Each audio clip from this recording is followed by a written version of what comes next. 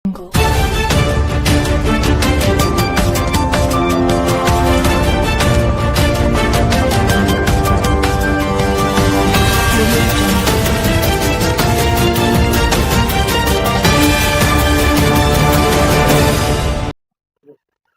Hello ನಮಸ್ಕಾರ ವೀಕ್ಷಕರೇ, ಕರುನಾಡ ನ್ಯೂಸ್ಗೆ ಸ್ವಾಗತ ಸುಸ್ವಾಗತ.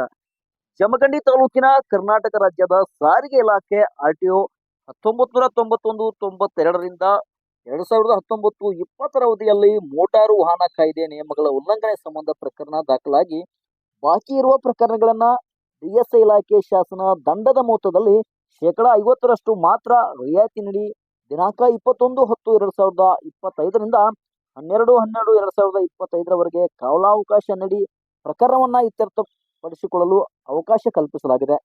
ವಾಹನ ಮಾಲೀಕರು ಇದರ ಸದುಪಯೋಗ ಪಡೆದುಕೊಳ್ಳಲು ಈ ಮೂಲಕ ಕೋರಲಾಗಿದೆ ಎಂದು ಸಹಾಯಕ ಪ್ರಾದೇಶಿಕ ಸಾರಿಗೆ ಇಲಾಖೆ ಅಧಿಕಾರಿಗಳಾದ ಜಯರಾಮ್ ನಾಯ್ಕ ಅವರು ತಿಳಿಸಿದ್ದಾರೆ. ದಂಡದ ಮೊತ್ತ ಭರಿಸಲು ಯಾವುದೇ ಆನ್ಲೈನ್ ಲಿಂಕ್ ಇರುವುದಿಲ್ಲ. ವಾಹನ ಮಾಲೀಕರು ಕಚೇರಿಯ ವೇಳೆಯಲ್ಲಿ ಸಂಪರ್ಕಿಸಿ ದಂಡದ ಮೊತ್ತವನ್ನ ಕಚೇರಿಯ ನಗದು ಕೌಂಟರ್ನಲ್ಲಿ ಪಾವತಿ ಮಾಡಿ ರಸೀದಿ ಪಡೆದುಕೊಳ್ಳಬೇಕು. ಪ್ರಕರಣವನ್ನ ಇತ್ಯರ್ಥಪಡಿಸಿಕೊಳ್ಳಲು ಎಂದು ಪ್ರಕಟಣೆಯಲ್ಲಿ ತಿಳಿಸಿದ್ದಾರೆ. ವರದಿ ರವಿ ದೊಡಮನಿ, ಕರುನಾಡ ನ್ಯೂಸ್, ಜಮಖಂಡಿ.